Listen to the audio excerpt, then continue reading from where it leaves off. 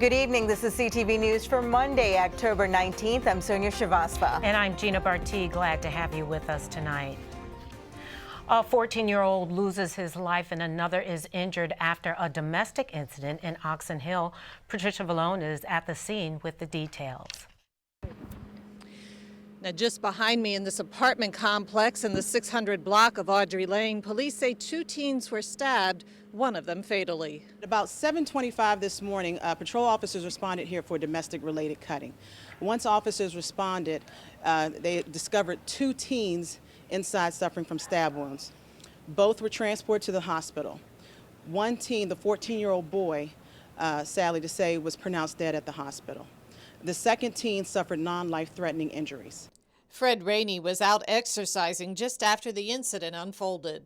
I was jogging this morning, and I seen an ambulance take a young lady. She had blood all over her. The young boy he was on a stretcher, and that was it. And preliminarily, our detectives believe that this incident stemmed from some sort of argument.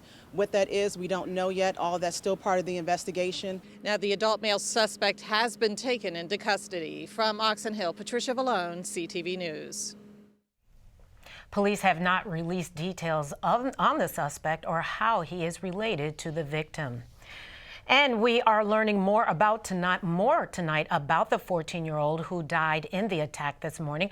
We're told the teen attended Potomac High School in Oxon Hill, where he was in the 9th grade. He's been identified as Keyshawn Mason. The school system sent a letter home to parents this afternoon expressing sadness about the tragic incident. The letter says, in part, "Our thoughts and prayers go out to Keyshawn's family and friends. Grief counselors will be at Potomac High tomorrow to help students and staff cope with their loss."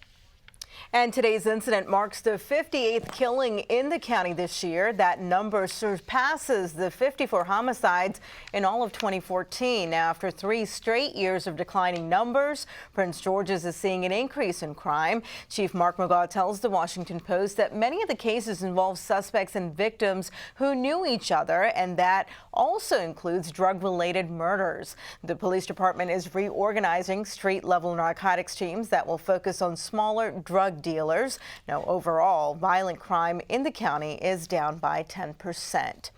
Meantime, Prince George's police released new details about a weekend arrest in Laurel. This is video of that incident, which began with a traffic stop. Now, according to investigators, 21-year-old Giovanni Young became agitated and increasingly vocal. That's when officers decided to take him into custody. Authorities say Young resisted arrest and assaulted 3 cops. He was taken down by police after he allegedly escaped from a county cruiser. Now, at one point in the video, the officer appears to punch the suspect in the face. He was also tasered. And the reason it's appropriate is officers are placed in situations that they're forced to control, and not everything can be scripted, and it's not operating inside of a bubble. You know, it's a fluid situation, and an officer needs to utilize force at times, but he needs to keep in mind that it needs to be measured, and that's what this officer did. It's not a question of, in the video, showing an officer striking somebody multiple times. It's an officer using force to control a situation. Now, one of the police officers involved was treated and released. Young is charged with assault. He is also wanted in connection with a Howard County robbery.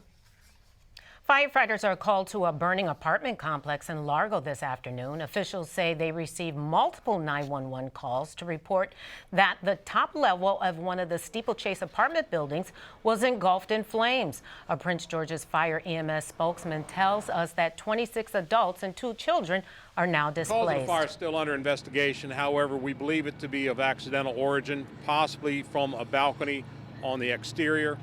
These are all sprinklered buildings on the inside, so if there was a fire, that should have been doused.